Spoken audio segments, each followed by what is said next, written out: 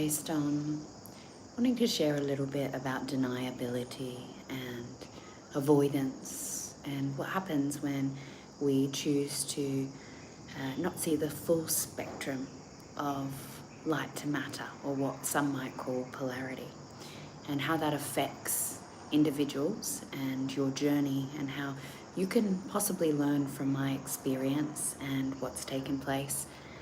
Some of you have been with me for quite some time, and you would have come into my vortex of experience when I was sitting in the purified expression of the embodiment of the spirit that has been known as the goddess Isis. And that was a period of about 2 years ago. A lot of people came in when I'd come into this purification of integrity, of truth, of her illumination of light, and in her way of initiating through the messages of the Word of God, and through her magic and expression of support through language, and her transmissions of light. And so if you haven't received me before, I am the Oracle for the 144, and I'm here to speak the words and the messages that support soul development, transformation, and those in Earth School that are coming to embodiment of their authentic self, their spirit in form, their God, goddess essence, and all of the other multidimensional expressions or versions of self, and in this journey, but specifically the 144 beings that resonate. I like to say the 144 and beyond, because I am a beyond. And I am sharing from the place of some of the final stages of this two-spirited 199 embodiment.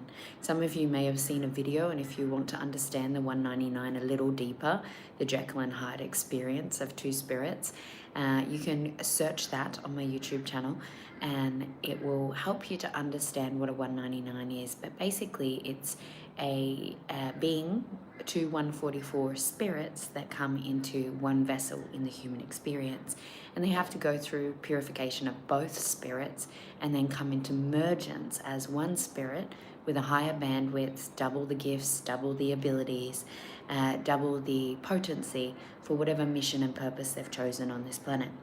Now, when I started talking about 199s and this energy, so first of all, I want to say there is a lot of two-spirited beings, but to be a 199, you have to have purified both spirits and brought them into one and integrated them into flesh. Now, that is very, very, very, very rare, because that means two journeys of transcendence. And that's where my journey is supportive for those that are choosing this, because I went through the purification of one spirit and I thought I was done. I was so excited. I thought I was complete. I thought, you know, I had gotten to enlightenment. I had gotten to transcendence. It was so beautiful. I got to spend 9 months in pure presence, pure creation, where everything was just synergized and harmonized and magical. And even, you know, life, because life is ever changing and evolving, would happen, but I had the presence to just move through it and experience, and it was beautiful. And the beauty of this is that enlightenment is spoken about from the 7 chakra systems by a lot of the mentors and gurus, but many don't talk about the 5 chakra systems above the head, the different layers. You can become embodied in God consciousness. You can become embodied in the original source expression. You can become embodied in divine union or unity consciousness. You can become embodied in the primordial creator. So the enlightenment stage is actually what most people, because it's what is receivable as the masses, is the transcendence of the 7 chakras beyond human conditioning, right? So the 7 chakras hold the human condition, whereas there are many layers. We have many chakras. There are many major chakras, and there are many smaller chakras. And so this journey of purification is quite advanced in the multifaceted ways. Yet if we look at it from polarization, it helps you to actually merge into the unity beyond the separation of the separate mind or the ego mind, the shadow mind, the not self. Now, that journey for me was beautiful, powerful, so much light, so much energy, and it was also quite horrific, right? Because for the goddess Isis, her purification required her to go from the point of creation to the point of destruction, or what you would say the 12th dimension to the first dimension energies, from God to Satan. That was her journey.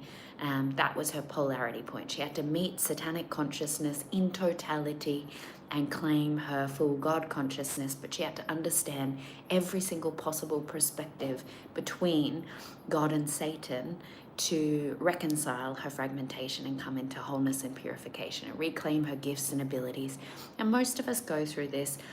For me, I needed 18 months of past life journeying and deep somatic releases, revisiting a lot of information that was very traumatic for me as a human being that didn't make sense, that a lot of my patterns were being recreated through karmic reconciliation. So things that were upsetting me were no longer this lifetime. They were things that were triggered from past points of experience that I had to go back and I had to witness. I had to witness my effect on humanity. I had to witness how certain sorcery, magic had been distorted, inverted, technologies, understanding formulas and codes, understanding frequency and light, understanding the AI intelligence, understanding genetic modifications. So there was so much that I learned in that phase.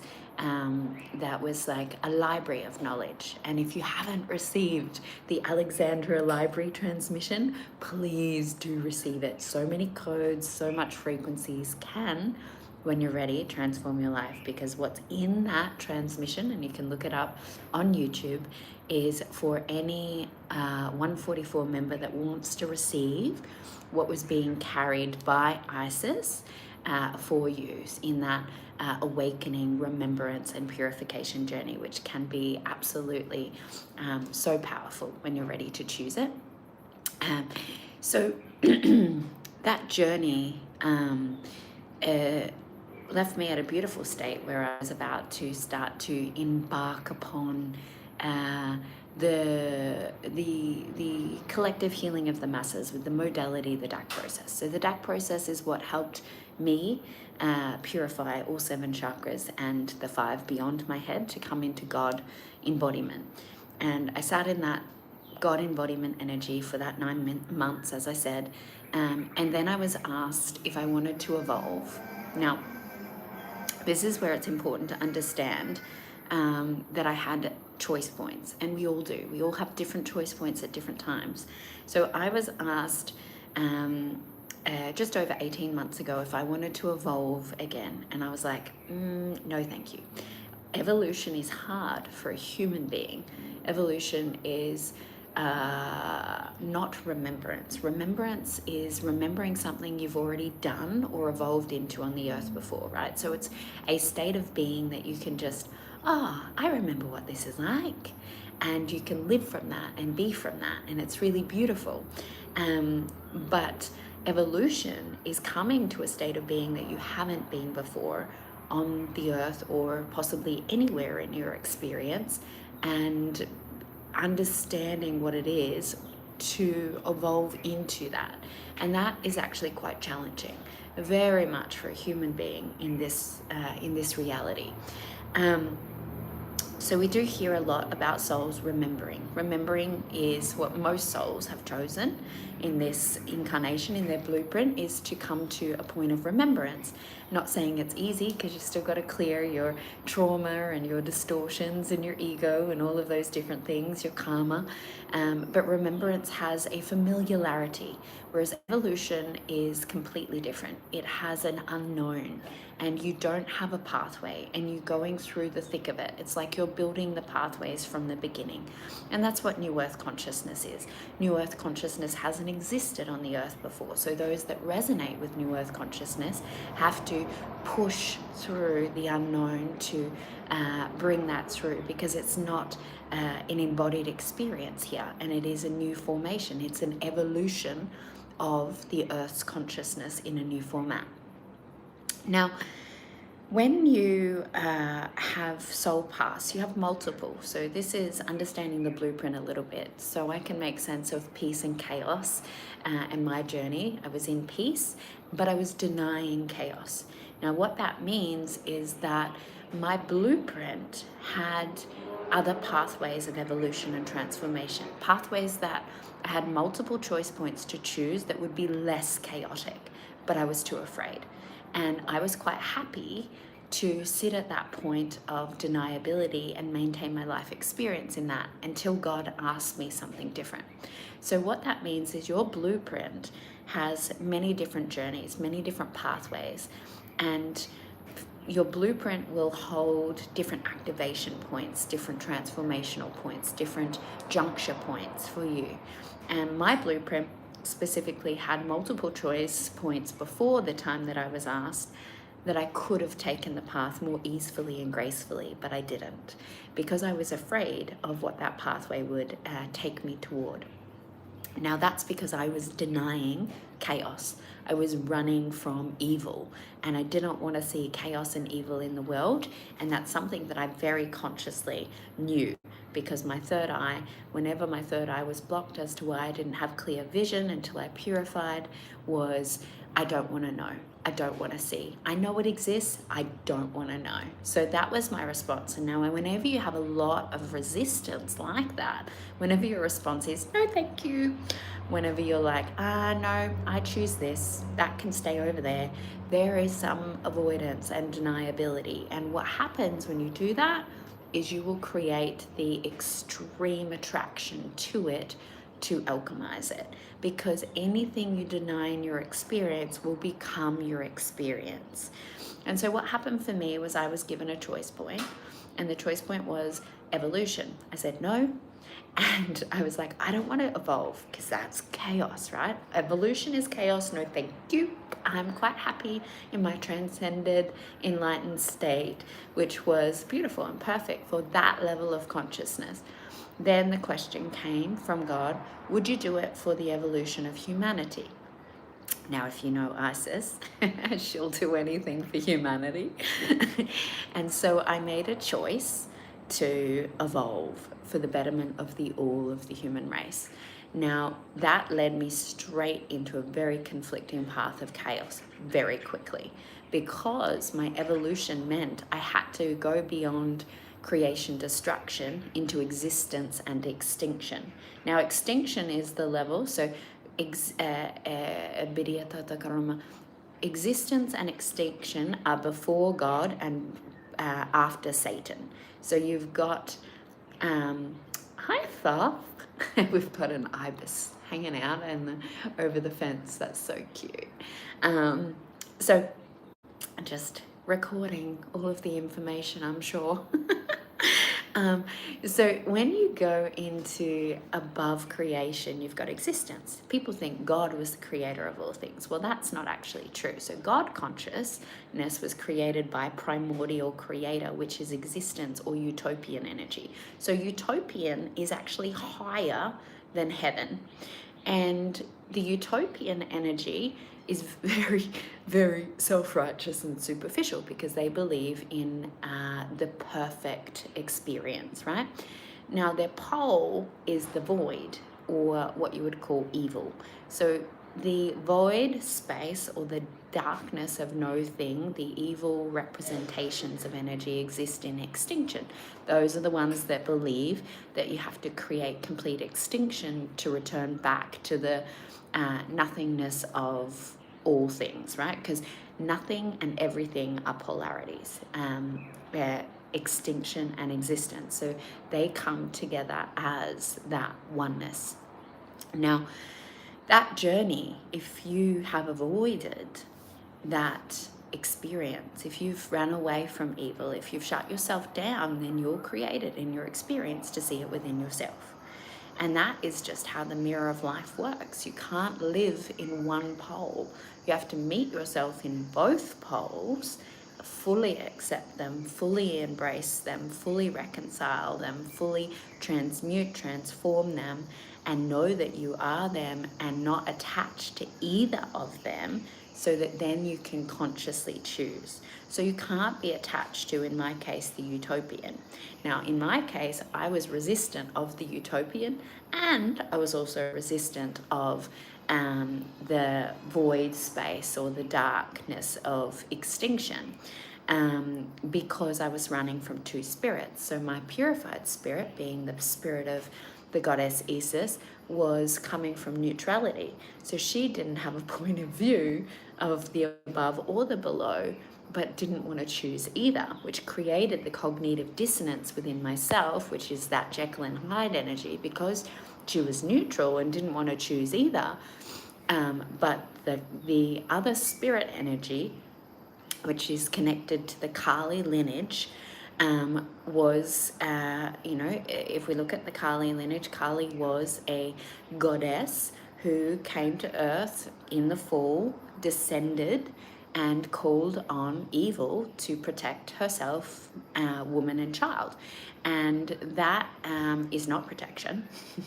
So anyone who says that she is protective and empowering and all of this, that's not true. She was a victimized woman that called on the darkness, and came from wrath, rage, and revenge. That's not godliness. And she required a lot of purification, a lot of transformation. And so because that energy was existing within me, but I was fighting the evil, my reality became evil. The mirror, I was constantly psychically attacked by an evil, malevolent being. I was constantly meeting myself in physical attack. Like I was being hunted, and basically trying to be killed for a long period of time, where I nearly did die. My body nearly did give up from so much psychic attack. I had been infiltrated, infested by the invisible virus. Now, this message is held for review. That's interesting. I wonder why. So this like dark energy, this probably because I use the word virus actually. So this dark energy, and it's like little particles that exist within you. They infect the mind, the consciousness, and so this invisible force was constantly infiltrating my experience, and I had to come to face with every fear, every terror, every horror I had of the invisible evil. Because what that means is you can see Satan, you can see demons, you can see darkness, you can't see evil. Evil is invisible. Evil goes unnoticed. That's why it's so evil, because those that partake in evil acts, you don't see it, you don't experience it unless you are the victim of it. And it's very much hidden, and that's why this world doesn't understand evil, and we've closed our eyes to it because it is invisible. You can't Opening your eyes to it means really understanding it, really getting in the psyche of it, really interpreting it, because it's not something you see in the world. It's not, even if we look at the conditioning of society, the evil, malevolent acts don't make it to the news. The evil, malevolent acts don't get spoken about. They get hidden. They get locked away. They become something that only those that were a part of it speak to it, because there's so much fear of speaking evil into the world. It's kind of like that Harry Potter. Now, I think it's, I don't remember, but the guy that you can't speak, because if you speak it, you focus on it and they can hear you, right? So that's how that evil takes over. And so for my experience, I had to meet myself in evil, and then I had to meet myself in its polarity, which is the existence or the primordial creator of the utopian. Both lenses, very far from each other, skewed perspectives that needed to come into unity point. And so for us as beings, whether we're two-spirited, whether we're one-spirited, anywhere you deny an element of reality, you will create that in your experience. If you're constantly in a point of no to something, it will come full force and slap you in the face, and it will be there until you accept it. Now, if you are denying it within yourself and you're pointing the finger, it will also come up and it will infect you from inside your being, because there's no other way for you to see it, acknowledge it, alchemize it, and transmute it. And this is life itself. So my message, as I'm beginning to solidify these, the emergence of two spirits. So a two spirit or a 199 means the purification of both. And the purification of my second spirit meant meeting malevolence, extinction, and evil in comparison to primordial creator, utopian, and illumination. And that, and that joining emergence. Now, when both spirits are purified, they come into emergence together as one spirit. They're no longer two-spirited because they no longer have a perspective or a personality or a archetype or an identity, and they can come into one-spirited experiencing, which would be present moment, integrated experience, right? You just get to be. Now, I'm not quite in the beingness. There's still some things to process and move through, but thankfully I've done this before. So there is a level of remembrance in my evolution. And that's what's really powerful, is I've already transcended once. It's okay, Kiaya, you've got this, because you've done the purification before. You understand the chakra systems. You under the baselines of fragmentation. You get polarity. You know universal law. You can work with the foundations of universal structure to implement. And that applies everywhere and anywhere. So if you know the basics of consciousness, if you understand the simplicities of polarity, if you can see the trinities of life and the mystery school teachings, you are prepared for any journey, because that's the consistent.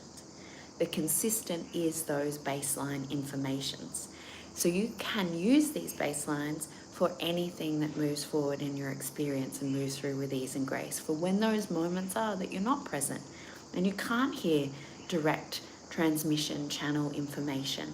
And that's why I created the mystery schools I have. I have the New Earthers Mystery School, which we work in how to be this in our New Earth embodiment.